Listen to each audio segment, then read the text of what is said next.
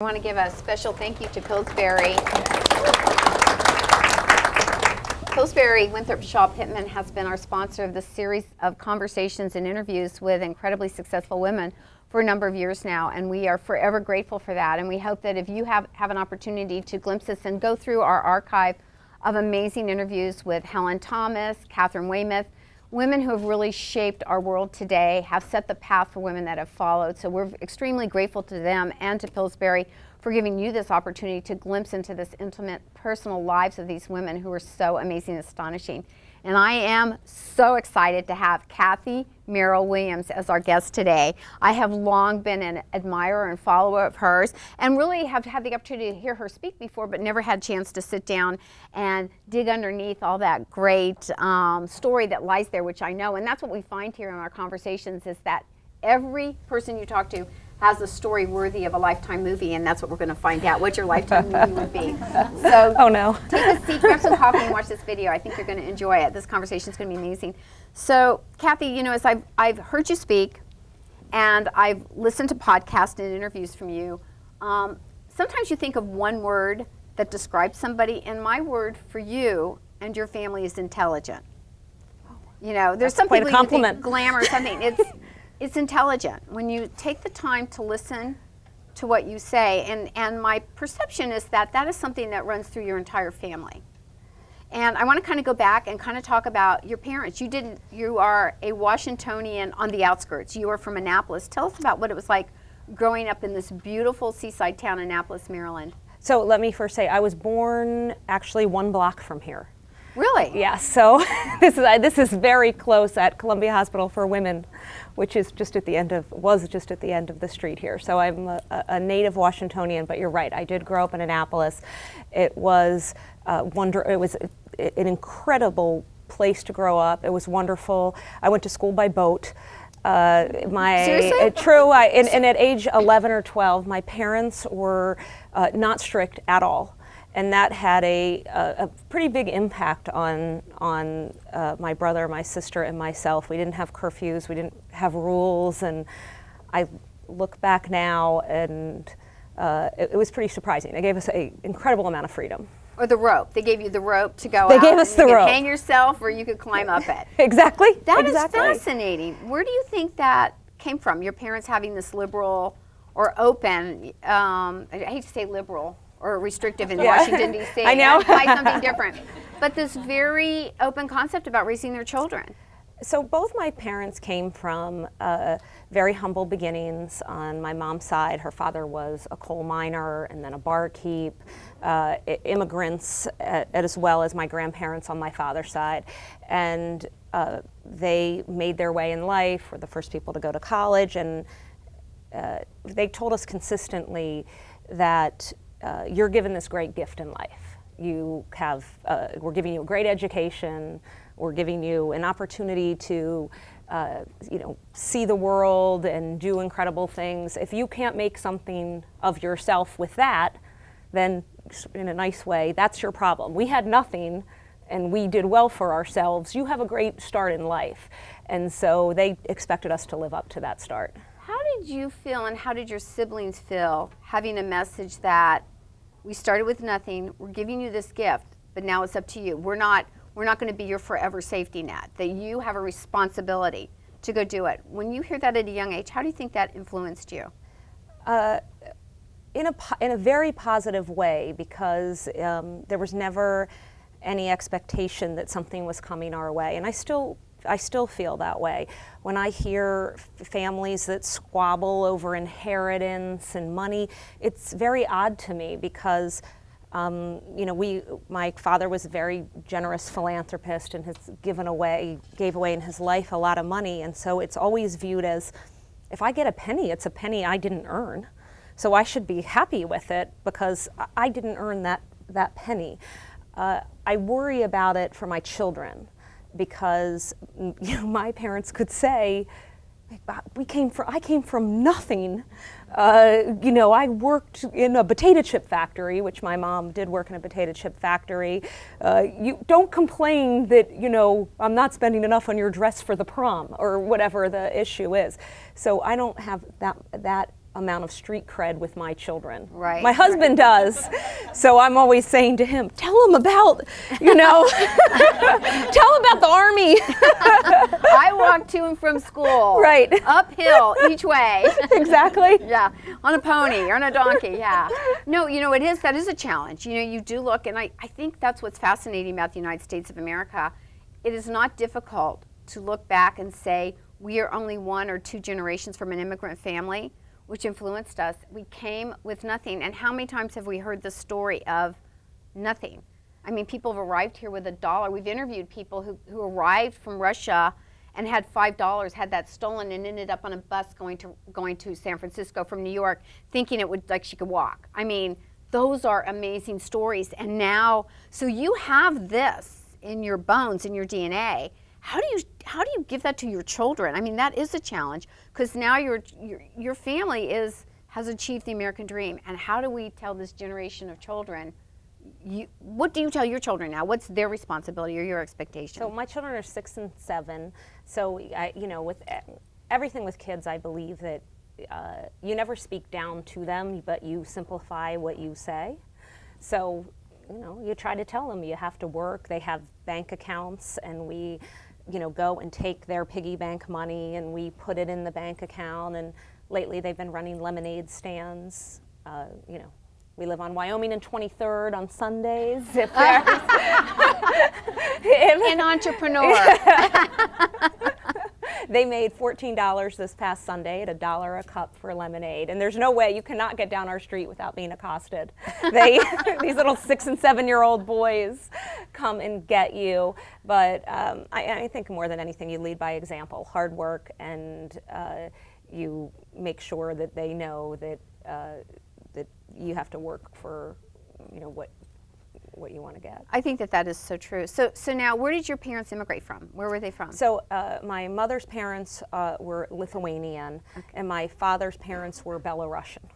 Oh, fascinating, fascinating. So they kind of brought in this common, European background, in a sense. How did they meet? My parents? Uh-huh. My parents met at a cocktail party in New York in the early 1960s, and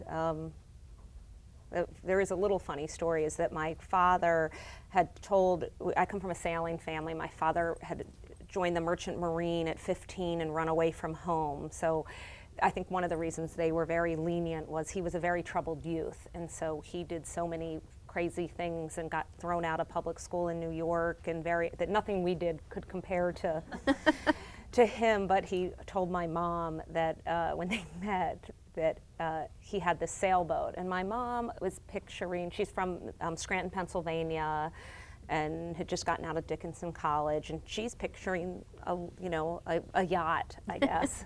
And my father asked her to go sailing, and she's never been on a boat, and her friends say, you have to, he has a yacht, and you go sailing with him. And so my dad owned a boat that is a boat, it's called a Star, but it's maybe the size of these 2 chairs. And it's actually, I think, 13 feet long. It was, this is the model still 13 feet long, and he owned it with 4 other people. So it wasn't as though he had nothing. It was hard to bring crew on exactly. there. Yeah. But they went sailing and they had a great time, and they met and then moved down to Washington. Well, your father, what work were they doing before they started moving into the publishing industry? And I'm curious how they decided. And the reason we don't always talk so much about the parental, but it's the heritage of how your family started one of the most significant publications, I think, in the country. The Washingtonian's a major publication, and is certainly world recognized and awarded. So how did they get into the publishing business? What was the interest there? So my father went to Cornell, and he was editor of the Cornell Daily Sun. He was managing editor. Dick Schaap, who was a well-known sportscaster, was his roommate, so they were editor and managing editor. And so he worked for some newspapers out of college, and actually then his first job was writing questions for Mike Wallace, where he learned quite a bit. Then he took some different paths in life. They came down here for him to work in the State Department. And he worked in the State Department, as did my mom. She was State Department's first liaison to the Hill, maybe not first, but at the time there was only one. Now it's a whole team of people, but this was back when one, I think, seems sufficient, even though the numbers haven't changed that much, the Hill people. So they worked in government, and then my father actually started with some newspapers in Annapolis. Because of the love of sailing, they would go out there and found that the paper in Annapolis was for sale, and borrowed a lot of money, actually borrowed from 3 banks in the same day to get the money to, and borrowed from all his friends to buy this failing newspaper. He had a lot of challenges, and I try to remember this as well, because not only he had all this debt, he had to turn a profit his first year in order to pay the interest on the debt. The editor and managing editor that were working for him had wanted to buy the paper, so they were trying to make him fail. So he had a lot, and we're sitting here in Pillsbury, these great law firms, but he had a lot of legal legal entanglements as well. So they were in a lot of debt. I asked my mom once, how did you go to sleep with, at one point they had $500,000 of personal debt. This is in the early 70s with 2 little kids. And I asked her, how did you go to sleep with all that? And she said, oh, we just dreamt of debtor's prison every night. But then they worked out of that. I'm very proud that my father, so he started with 5 newspaper to 5 newspapers. We owned Baltimore Magazine for a long time, Washingtonian. And then during that time, he also went back and he served in total in his life in 8 administrations. Wow. So he would leave the company and go serve in government. So it was a wonderful example of it's important to be a public servant, it's important to give back to the community, and it's important to run a business in a profitable way. So now you see why I said intelligent.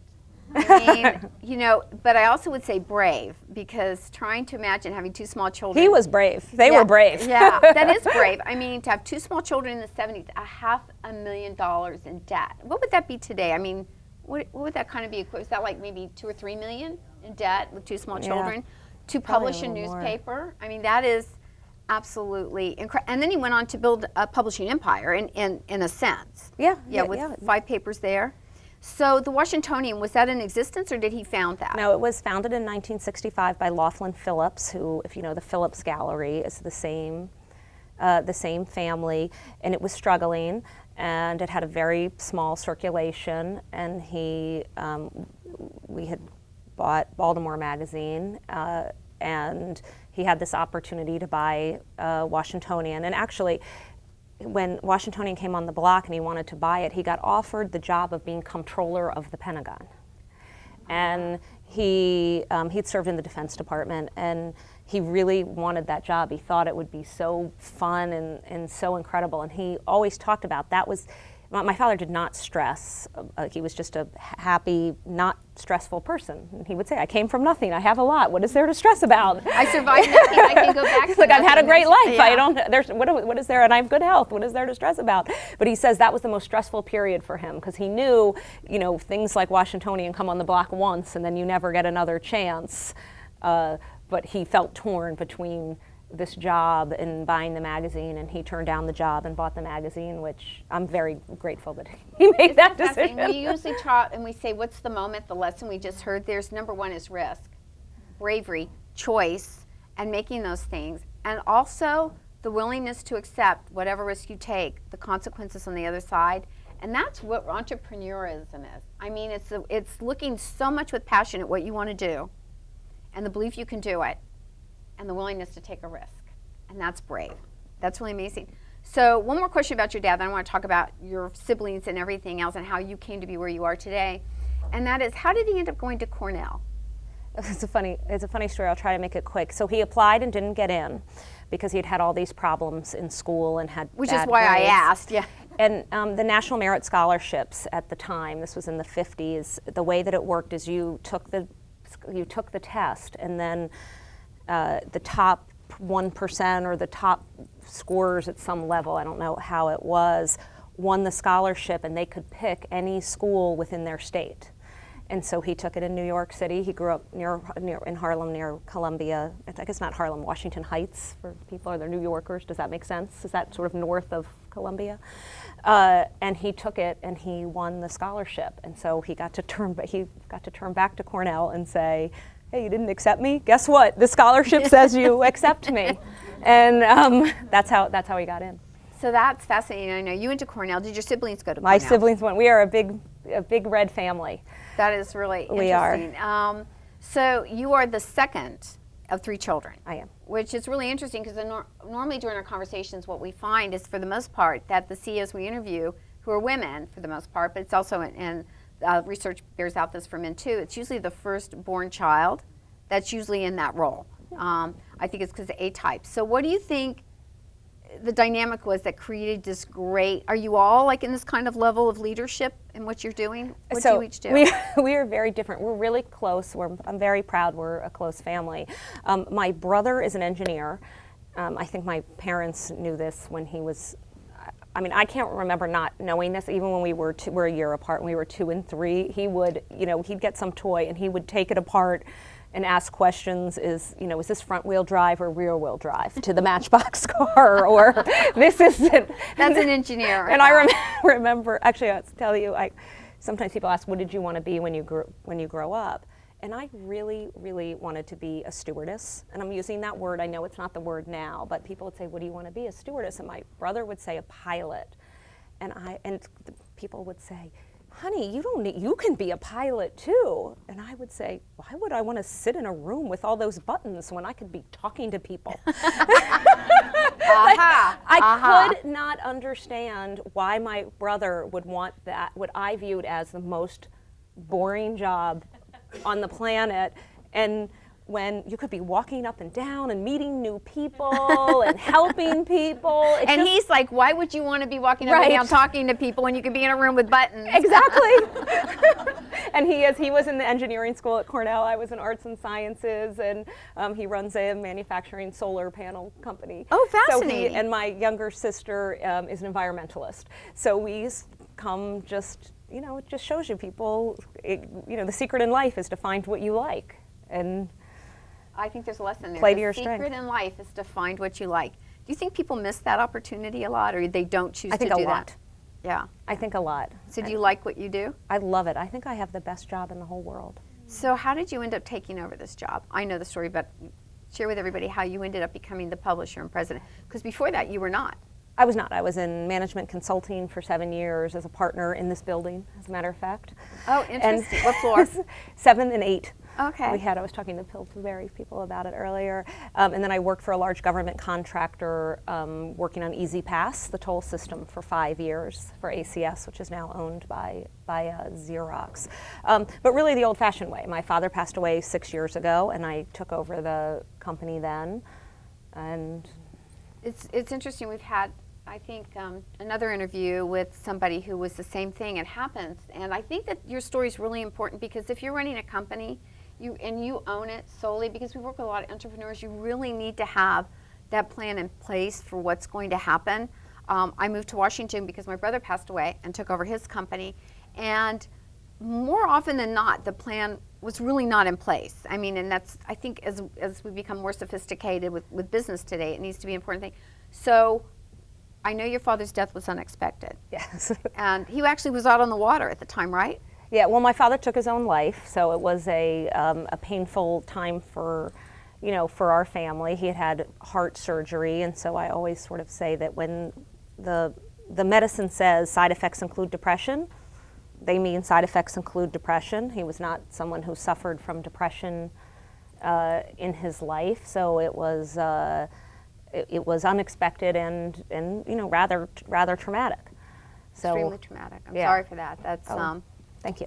That's a tough thing, especially I would think that somebody in life with such a big life and presence who lived life to the full. It's a betrayal in that life did this. You know what I mean? Absolutely. Not to you. I mean that. No. You're absolutely right. It's very, very painful, and you just want to. How can this happen? That's very, very tough. It's very, very tough. It is, and I will say it's touched a lot of people. A lot of people come up to me and say, my brother, my mother, my father, my sister, whatever it is, this has happened to, and And a lot of people keep it just bottled in, and, Right. and I think that's just much harder. It is, and I appreciate you sharing that, because I think there's a lesson to be learned. And I think that's one of the things I appreciate when we talk to incredible leaders like you who share their life story, because you're really giving a gift back to other people who stop and think and take measures and action and watch, or whatever they're going through, that they know other people. 'Cause I think women, do you think that a lot of women think we're the only ones who go through stuff, and then that other people don't have stuff, or that our issues are so unique, and that then we find, or that other women got to success because they had fairy dust on them and they don't recognize the choices that were made? I don't know. I don't know if I think that. I think that I think it's a combination. Everyone thinks that their problems are unique, and to some degree, problems are unique. But then, to some degree, we all deal with aging parents, and we all deal with how to raise our kids to, not be brats, and we all deal with financial pressures, whether that's, company pressures or personal financial pressures. So it's this kind of funny combination of we all have this stuff in common, but then we all have our unique situations and stresses. So I want to go back to Cornell. So when you study arts, and I was in the Arts and Sciences College. Arts and I was a Science. government history major. So what did you think you wanted to do when you got out? I thought I wanted to work in government. Okay. And so I went to a think tank out of college, and I did a lot of policy, and I thought that was my calling, and I was completely wrong. It's amazing. It is, yeah. but you didn't stay with it. You said this is not a good fit. That moment for me was I actually went and worked for Estee Lauder for a year in New York after I worked for a think tank, and I worked on a failing campaign, and I was getting ready to go to grad school, and I went to New York and got an internship at Estee Lauder, and the Lauders are friends of ours, and so they said, where do you want to work? And for the few months, and I said, international marketing, because it sounds great. Like, what could be better than international marketing?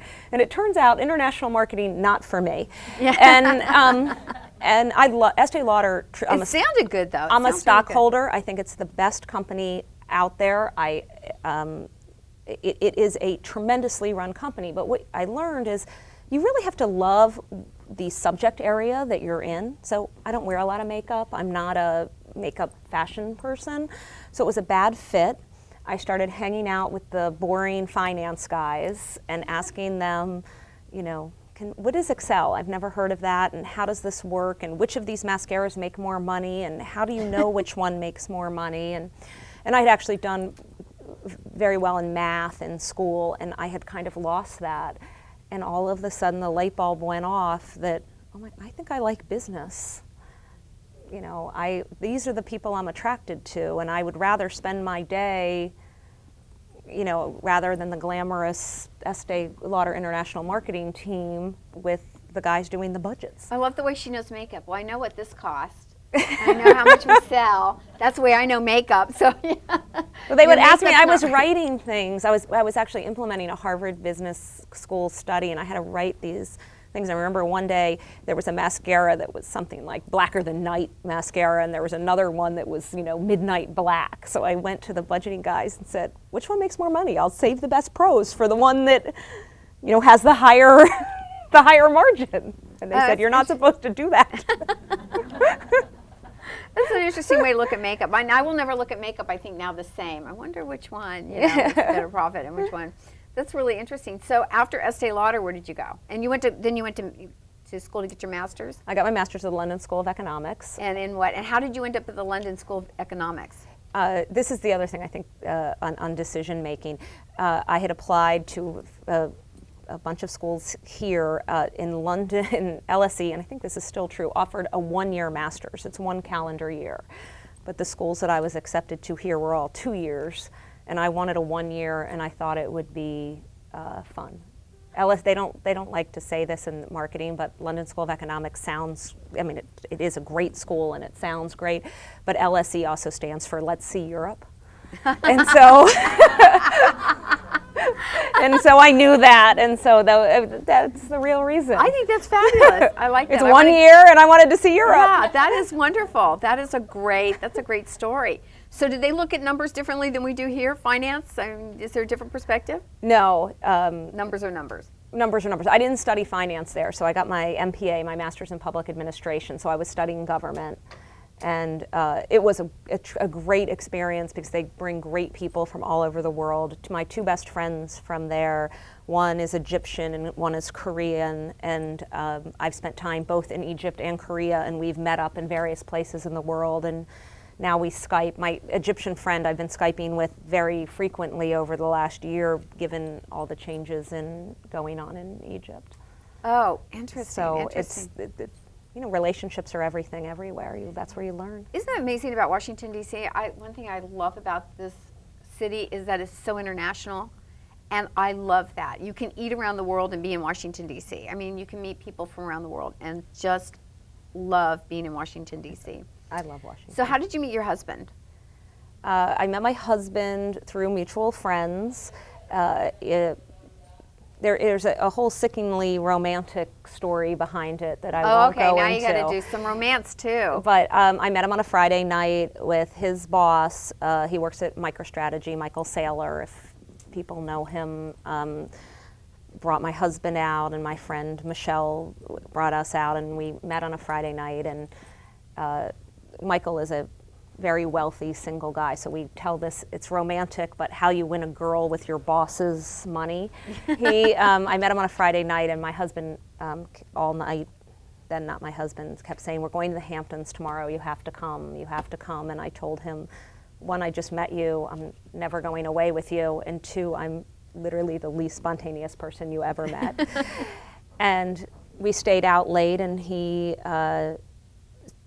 put me in a taxi to go home, and he said, be ready at 7 a.m., be ready. And at 7 a.m. I had a doorman. I was in a doorman building here, not far from here.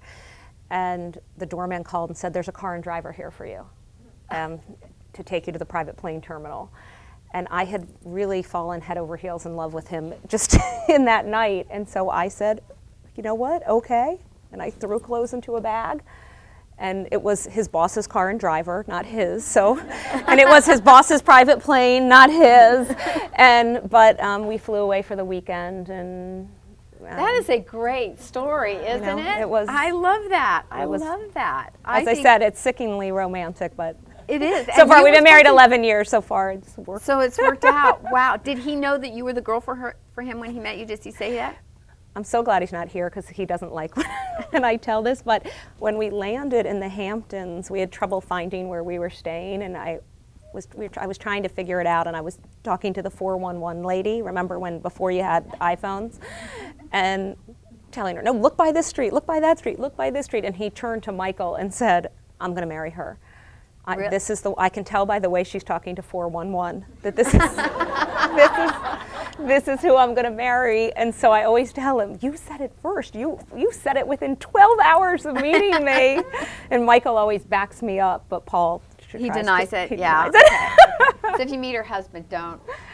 But I do believe in love at first meeting, and that the right person that is for you, that you'll know. You just know. And did you know? I knew. And I actually told people that Sunday I met the guy I'm going to marry. Has anybody ever had that experience before? Kind of like you met somebody, you just knew that was the. Yeah, wow. A lot of people. Wow, that is really impressive. But I think it happens not only in love, I think it happens at things like this, where in friendship you meet someone and you know right away, this person's going to be my friend. I can tell by their mojo that we're going to get along. Yeah, I agree with that. For whatever reason. People agree with that. You just meet someone, you know that it's a love match for friendship. Yeah. Yeah, I think that's really true. And I think that's just as important too. Friendship is a form of love. I mean, it really is. You know, I've got some really good friends here, and I just love them. I mean, they're just people you just know it's just a great friendship fit, and I like that. I rely heavily on my friends. Yeah, I do too. Friendships, really? So yeah, for my you, girlfriends, absolutely. Do you have a lot of girlfriends? How many girlfriends you got, you think? I'll offend some of them. I think we all have circles of friends, right? And you do different things with different circles. I'm friends, I talk often with my two best friends from 6th grade. I had lunch yesterday with We've been friends 31 years. I had lunch and we vacationed together, and I this weekend I'm seeing my 3 best friends from college. So I have my old grade school friends I hang out with, and my college friends, and then my new friends. And do you rely on them for a lot, your friends? A lot. Yeah. Women need friends, I think, a great deal. Absolutely. I think it's critical to get through all of our journeys.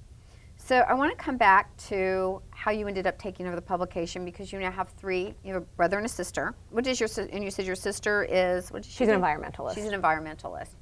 So they're the 3 of you. You have the publication. At the time, was it just the Washingtonian, or did you? No, we had the newspapers and some real estate companies as well. So what's the conversation at home now when you begin to look at, what do you want us to do, Mom? So I think it's kind of like, my kids are young. I think it's like talking to your kids about sex ed. It's not one conversation, it's a series of conversations. So our family, every year of my life and even now, we meet on Thanksgiving to go through our giving, our philanthropic giving, because Thanksgiving is a day of thanks. So we have our big family meal, and then we have our family meeting. And I'm going to stop there just a second. Is that not the greatest idea? I read that about you, and I thought that was, and you have Thanksgiving coming up. Would this not be a great year to start a tradition? It's, usually you'll go around, we'll say thank you, but start a tradition in your family for giving thanks, and then have it a family meeting. I think that's really, that's something that just gives you a warm feeling just talking about something like that. I mean, that's a great tradition. It's a great tradition, and we do stuff from philanthropic giving to, I don't know if people have this, we have for Christmas the pick, so that not everybody has to get everybody a present, but you trade off. Does anybody else have? So we do like the pick on who gets who. It's different levels. I'm just, and we're sitting around the living room. This is not going to a board meeting, but we discuss, no, I had you last year, you get her this year. And everybody gets my mom, because she doesn't have to do the present pick. She's earned it. So we had a series of discussions over time when my father was alive, saying simply, what is best, and where he thought there would be a good fit. And so he would say, I think that this might be a good fit for Cathy, and Doug, I don't think this would be a good fit for you, and my brother and sister wouldn't disagree. So it was a series of conversations not when we were little, but in, by the time I was in my 30s, we would discuss it. So it wasn't, so it's just kind of like we know our children. I think we know what's going to happen. I read it was really interesting. We talked about the difference. Your father used to talk about, it's one thing to be fair, and it's one thing to be equitable. And I won't always be equitable, yes, but I will always be fair. Do you get the difference between that? I think that was astonishingly brilliant. And I think that's a great conversation he had with you children. So it is a really hard concept to understand, the difference between fair and equitable. So, and I do see this a lot with other families. So if I had a sick child, right, and my parents said, we'll help you pay those medical bills, and let's say there's $30,000 in medical bills. Someone who's equitable says, oh, I just gave this child $30,000, I've got to give the other kids $30,000.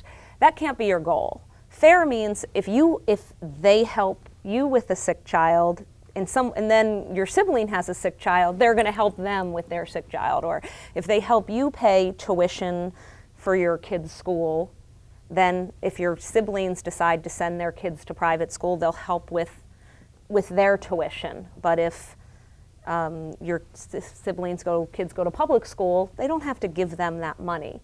So this notion of what's fair is if you try to be equitable, you'll never be equitable, because people are different. Sometimes one kid, marries somebody who's really wealthy. Well, you can't be equitable if the other child loses a spouse and doesn't have anything. You have to be fair. And so that was an important concept, and I know my brother and sister and I, we understand that. Do you have I have a sense you have a great relationship with your siblings. I do. Yeah. So what was the conversation? How was it decided that you would come in and take over publishing the Washingtonian? it wasn't really either. I mean, it sounds funny, but it wasn't a conversation. We had a lot to do. So most of the conversations, frankly, were about taxes because we had to sell our newspaper business. We were selling real estate. And so because we had had these up-leading conversations, it was more about, the most tax-effective way to take care of someone's estate. And they had put that into place. And so there wasn't a conversation. It was, and my brother and sister are so incredibly supportive and still so incredibly supportive that it sounds kind of funny, but there was not one conversation. Yeah, it's family is family. And family is almost like a corporation into itself if you look at it, because the legacy of what's there, it's the mission statement of the family, it's what you're trying to do, it's who is most effective to take over roles, and permitting that and recognizing it's for the good of this cohesive unit. So I think that I had that sense that that's a lot of what everybody brought to the table. So who would, at that time, so the Washingtonian then would have been passed to your mom, so she would have been the owner, correct? Correct. So that's changed now. I'm the owner. So how did you guys make that decision, and how did that come about? Again, I mean, it's a very good question, but it is, there's no one conversation. You have a series of conversations and a series of things that happen, and it is not sort of on a day or on a time, or probably at some of our Thanksgiving meetings we would discuss it, but I know it sounds funny, but it isn't. That's why I said it's like talking sex with your children. There's not a time where you would sit down and say, this is how the birds and the bees work, and you're done.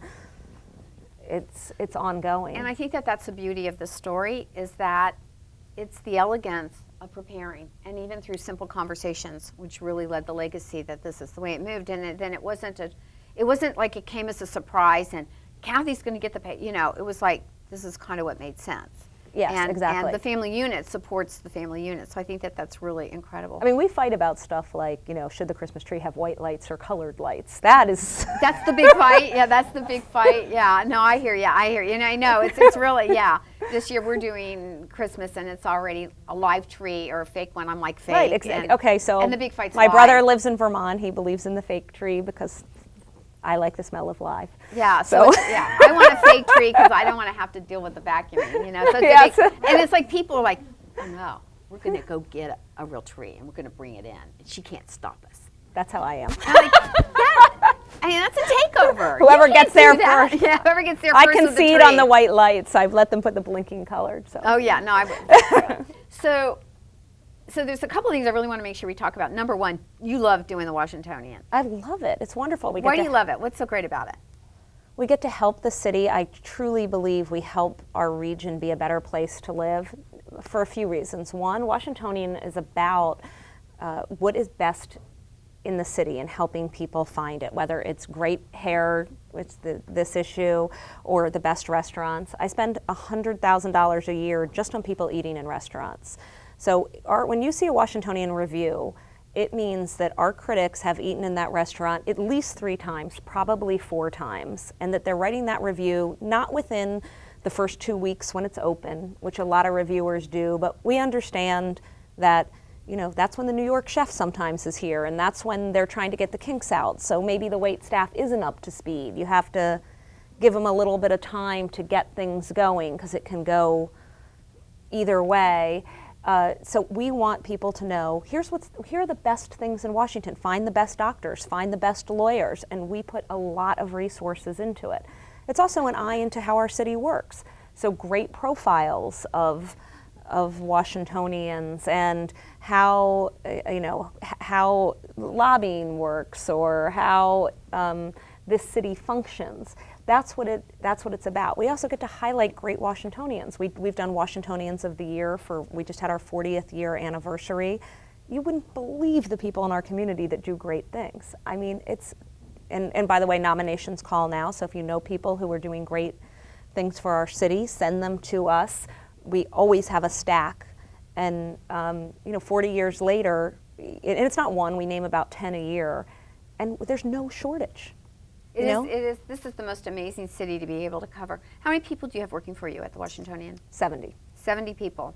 And when you have other people, so do you have people who are assigned, like, because you don't need to have somebody eating food all year round. I mean, is it Yeah, like, we have actually 4 people that all they do is eat food all year round. are they are they fat? No. Three of them are really skinny. Wow. That's not. I would be fat. You know, they work out. Actually, it's funny. Yesterday we were talking about a good piece for us would be how restaurant critics stay in shape, because it is hard. That would be a great, yeah. Our food editor, Annie Limpert, yesterday was saying that a lot of what she eats isn't good, so she doesn't eat it. And I said, that's the difference with the rest of us, because we get something that's not so good, and we're like, okay, whatever, it's not that good. And then I eat the whole plate. Yeah. I don't. Yeah. My standards are a little lower than theirs. So that's interesting. So you have people, and do people, when they go to restaurants, do people know who they are? They kind of like secret? No, they don't book under their name. They have no idea who they are. Are any of them here in the audience today? No. Okay. They're not. I was just curious. They're not. They're not at all. Are you a foodie? I'm a little bit of a foodie. Yeah? I am. Where do you like to eat? I love Blue Duck, which is right next door here. I think is terrific. I love the Source, and I also love a lot of the dive. Love dive. The dive places in town, and so we sort of go both ends. And of course, crabs in Annapolis is my favorite. So the world has changed in publishing. I think that's one of the biggest challenges in the publishing, because you've got to be digital, how you get news, people. How are you handling this world today in the digital world? So we've been expanding a lot. And a few thoughts there. One is, I'm a big believer in magazines, and we've been working hard to make Washingtonian more lively and younger and more visual, because I think that's really important. I think that magazines are going to be here 20 years from now, 30 years from now. I mean, People magazine's going nowhere, Vogue is going nowhere, and even if they're going somewhere, someone's going to fill that void. You have to go to the doctors, and what are you going to do? Yeah. You want a magazine. But they're disposable, they're portable, and listen, we're platform agnostic. If you want to read it on the iPad, we have an iPad edition. You want to read us online, we have huge web traffic. But that experience, it's very different than newspapers. So daily news, there's a big struggle there. And certain magazines, if you're Newsweek, look, it got sold for $1. I mean, if you were doing a weekly recap, it's hard to compete with the web. But certain magazines and long-form journalism, I think, are here to stay. I am very web savvy, and I read a lot. I don't want to read a New Yorker article on the computer. I mean, it's an investment. You want to sit, and I read on a Kindle. So maybe you'll read a long article on the Kindle, but I have a lot of faith in magazines. That being said, in the changing world, yes, we have our website is terrific, Washingtonian.com. Go to it, visit it. Read it a lot. Yeah. We have lots of gossip and lots of articles, and a lot of fun on it. And our traffic has been it doubled this year over last year. It just keeps doubling. I started an events business, a custom media business, so that we have great writers and art department and great editors. So there's a lot of businesses that need that help, right? They have a quarterly journal, or they have a communications newsletter, and they don't have the time or skill set to write that where they can hand it to their customers or hand it to their internal staff. So they can come to us, and we can help them with that, whether it's an e-newsletter or it is a print publication. What made you decide to go in this direction? A lot of things. I watch what goes on in the industry, so I see other people have success. I'm very good friends with the publishers of all the other city magazines in the country. So we are always sharing and trading ideas, which I think in any business is the secret, right? I make sure you're always learning from smart people. And some things, I launched a bridal magazine, Washingtonian Bride and Groom. It was obvious, place to be in the market. And so we're going to continue to grow and maintain a great product. I don't hear from you see shrinking. I hear you seeing opportunity and Absolutely. growth. So you're doing events. Where does that come from to go, we're a publication, now we're going to do events? Where does that come from, and what does that look like? So what it looks like, where does it come from? It comes from, here is a really good revenue opportunity. I always say we do two kinds of events that make money and events that are good for the community. So for instance, we're sitting here in this law firm. We do a piece every year on top lawyers, or every other year on top lawyers. Why don't we get those lawyers together? Wouldn't it be better if lawyers knew one another? And certainly we do it for doctors. Wouldn't it be better for our community and our region if our doctors know each other face to face? And I'll tell you, at our doctors event, sometimes I see doctors say, I heard a doctor say, I've been referring people to you for 17 years and I've never met you in person. And I said, how is that possible? And the doctor said, it was a woman, she said to me, because every time I send someone to him, the person gets better and gets fixed. So I don't need to know him. I see the results. But it's nice to know him. So events that are good for our community, green awards. Let's highlight people that are making our region greener and better. Then we do events like Best of Washington, which is 2,000 people, 60 of the top 100 restaurants participate. It's really, really fun. It's every July. And it is just a great, great party. We do a wedding event where we have the top tier bridal vendors and experts in the region, and we get the top, when I say top brides, the brides that can afford their services, and we put them together. A Dulles Expo show is not going to do that. We were talking about this earlier. It doesn't do the vendors or the brides any favor if you can't afford a $5,000 wedding planner. But there are brides that need that and want that, and we know those people. So we do events. We just had a Style Setters event last week that was great for 10 fashionable people. Washington has a great fashion industry that's booming. Well, it doesn't seem we talk about that a lot, and I think we should, because I think fashion's just an important business in the world today. It is, and we've highlighted both people who have fashion companies in DC, of which there are a lot of women running fashion, from fashion blogs to manufacturing underwear to running, incredibly fashionable retail stores. But then there's also the consumers of those, which the event we had last week, which Ann Taylor sponsored, and Cunard Lines, the cruise line sponsored, are these incredibly dressed Washingtonians. And I think, we're all a little tired of, they don't know how to dress in Washington. Yeah, there is. I always see, when I first moved here, I said, this is the land of the practical shoe. It's so wrong. Okay, so one of the other things that I know people have some Q&A, I want to make sure we have time for that. So I would imagine that running the Washingtonian, and I know what time is like being invited to things, how do you manage that with a husband and 2 small children? Because I imagine you receive invitations to every cool thing there is to do that happens in the city, from the White House to the Kennedy Center, to anything, that you could do everything and never be home. How do you manage that? So you're letting out my secret, because I have trouble with invitation management. I do, and it's hard. And I don't do a good job of it, is the answer. I mean, I probably turn down, I turn down a lot of invites, and I turn down a lot of invites for things that I really want to go to. And that's what's hard, either because they're fun. I was invited to watch the fireworks on 4th of July on top of the Smithsonian. I wanted to go, that's really fun, right? But we spend 4th of July with our family. Or I want to go because I want to support my friends and their charities, or because I think it's a good cause. But my main rule is that at least 4 nights a week, I need to be home with the kids. We need to have a family dinner. And studies show that successful people, and I wonder if this is true in this room, grew up in families that had family dinners. It doesn't matter the shape of the family, so it could be the grandmother with the cousin with the kid, or just the grandmother, but they sat down at a table, discussed the day, what they learned in school, and so I am somewhat rigid about that. So I write a lot of, I'm sorry, I would love to attend, but that's set aside for a family dinner, because the slope is too slippery. That is one of the rules that we have in place. Is number one, we call family dinner, no matter what I'm invited to. And family dinner means it's the extended family, nieces, nephews, siblings, and everything. That is sacrosanct in the family, and we stay with that. So no matter what I'm invited to, that comes first. And when I call family dinner, it means family dinner. It's like just has this meaning. How many people here do family dinners and make it a point? Yeah, I think it is really, really important. I think you get something, your children get something from that experience. Yeah. Do you make your husband go to family dinner too? No, for us, family dinner is the 4 of us eat, I have salmon in the fridge for tonight. We're going to have family.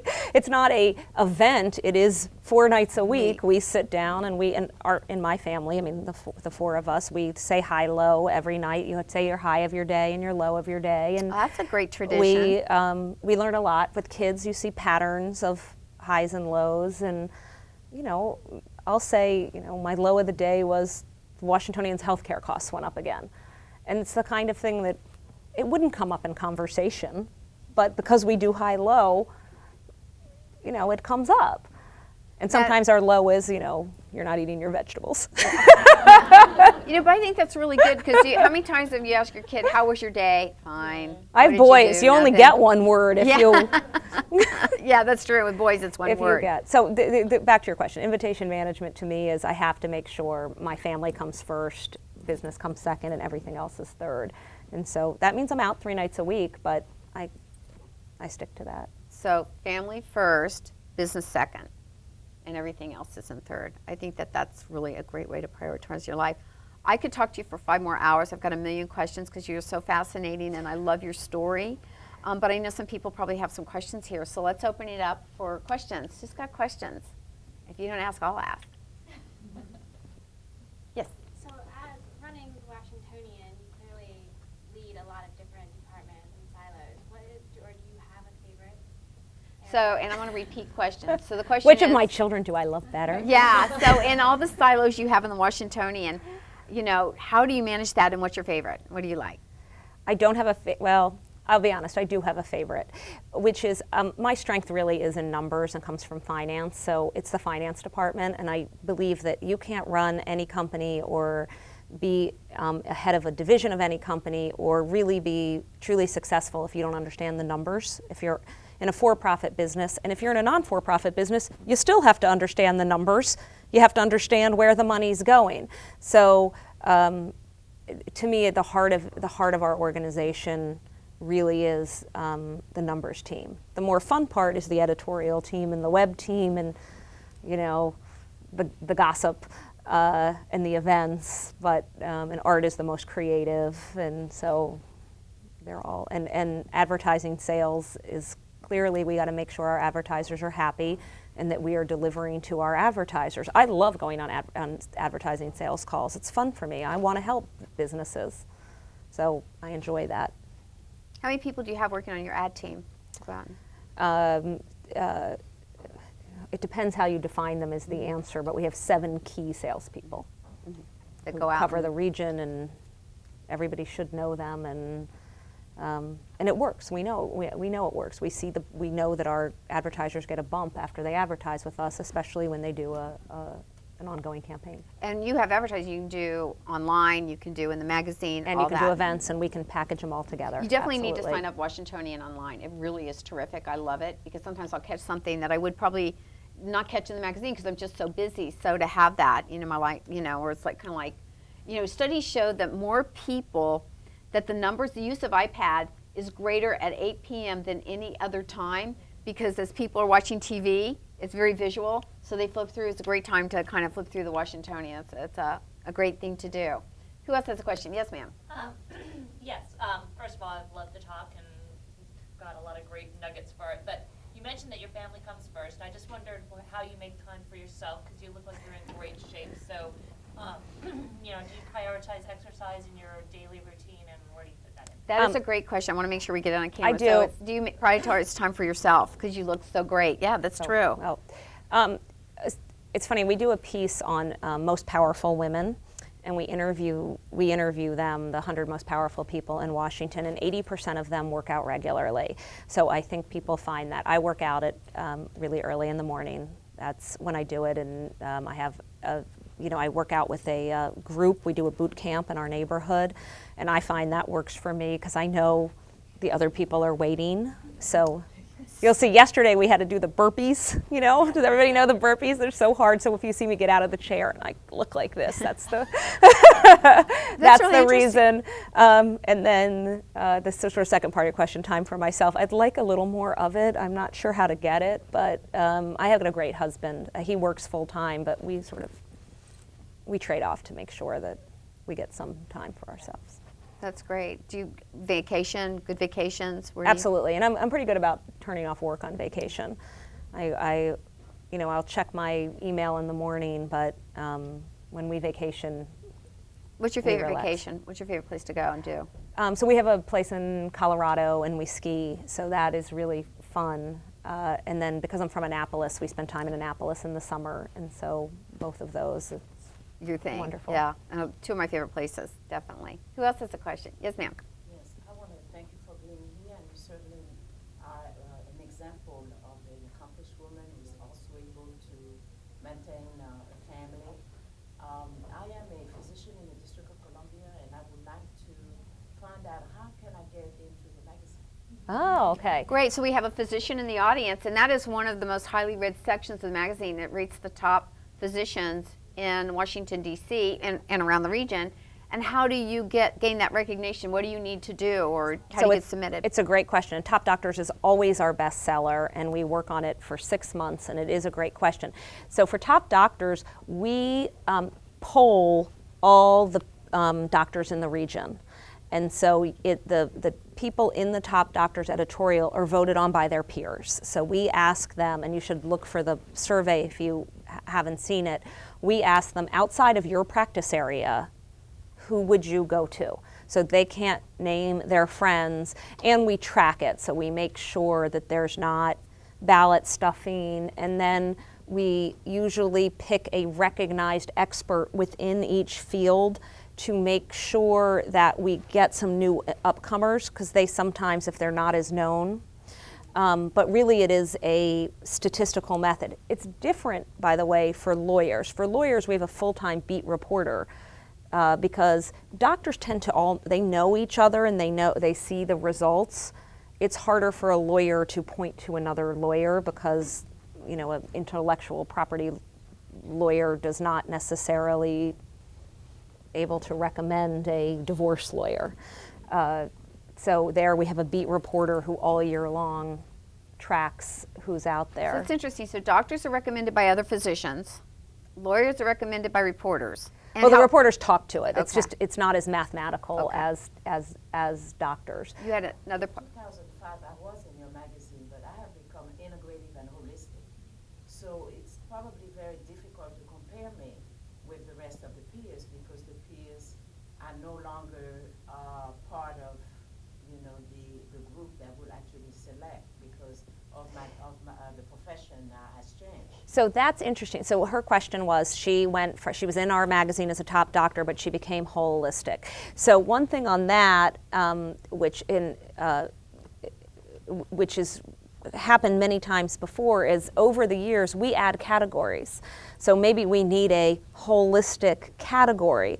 I remember 15 That's a great idea. And the categories really we do it every other year, the categories get added. I remember a doctor saying to me, this was 20 years ago, you don't have pain management as a category. Well, pain management was not a practice area of doctors. It was just starting 20 years ago. Then we looked into it, and now the pain management list, these are people who give you an epidural or give you a shot in your knee for a cortisone or something like that. That's pain management, but that is now its own field. So maybe, thank you, and please write us and I'll remember to tell our team, but maybe we need a category which is holistic. Especially now, it's really by popular demand. The holistic medicine is really, we look at the statistics, patients are looking for natural form of medicine. Absolutely. I think that is really a great suggestion. See, Yeah. that's how life gets changed. So how do you get them best dressed? Best.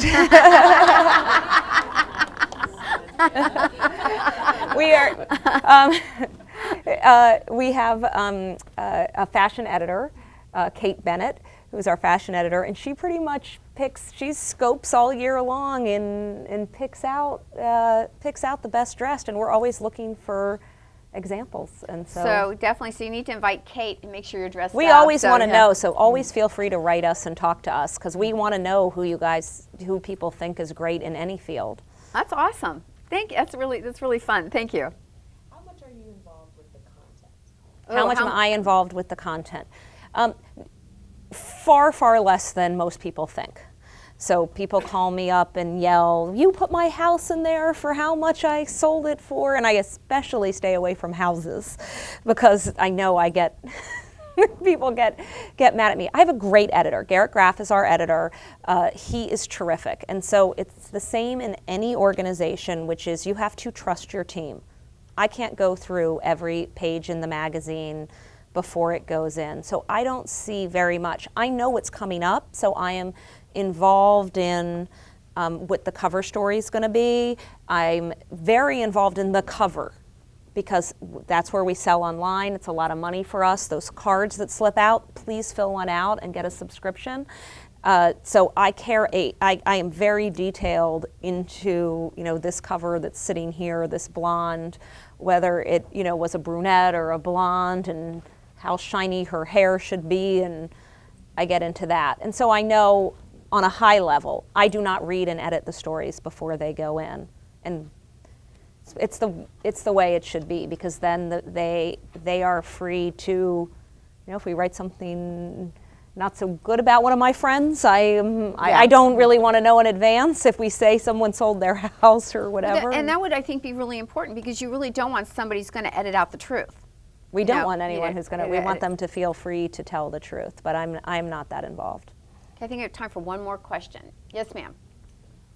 What would you, thank you. You're very humble, I like that. I have a lot to be humble about. What would you suggest, do you have a mentor? And what would you suggest for women who are exploring different ways of entrepreneur and success and integration, going about kind of choosing a mentor in this field? That's great. Mentoring's a huge conversational point between those who ask to mentor and those who are seeking mentors. Do you have one? Yes, of course. I have 2 or 3 mentors. And one thing I think that in a lot of the women discussions that are out there, there seems to be this feeling that a woman's mentor has to be a woman. And I actually don't believe that. I think a mentor is a person who you really relate to and that you can go to, and they're going to help you and help you work through problems, and that most importantly, that they're giving you advice in your best interest, not in their best interest.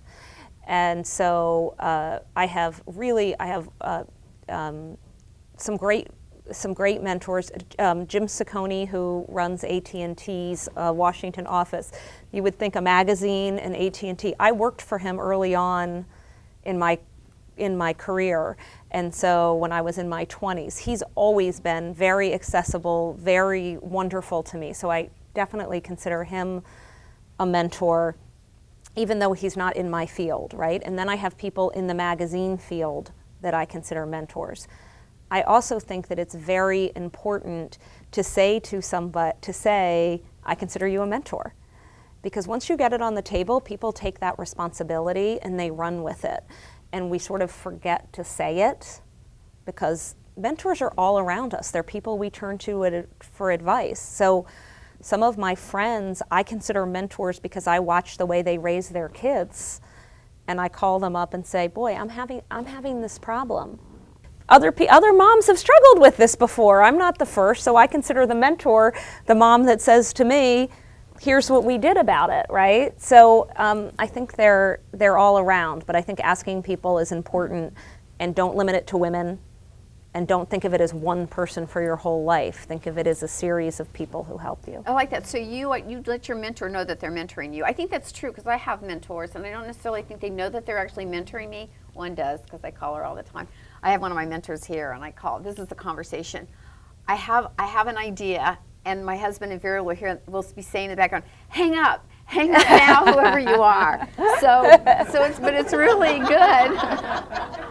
But it's really, it really is important, and I like that number one, you say it, and number two is that you and then do you mentor anybody else? Of course, of course.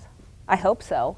I have someone here. I think I mentor Rebecca, but I mean, hopefully she would agree. But I think a mentor is a person that you call up and you say, I have an idea, or you call them up and you say, I'm stressed about this and it's keeping me up at night. Right.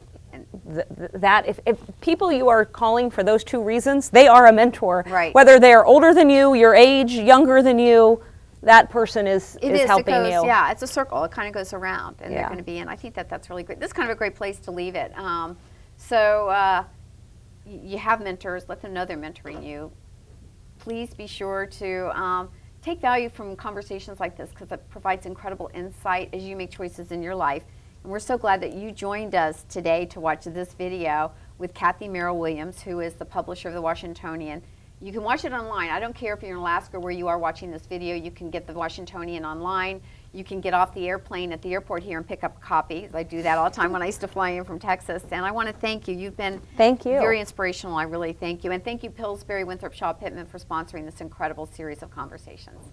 Until next time. Thank you. Thank you. Oh, thank you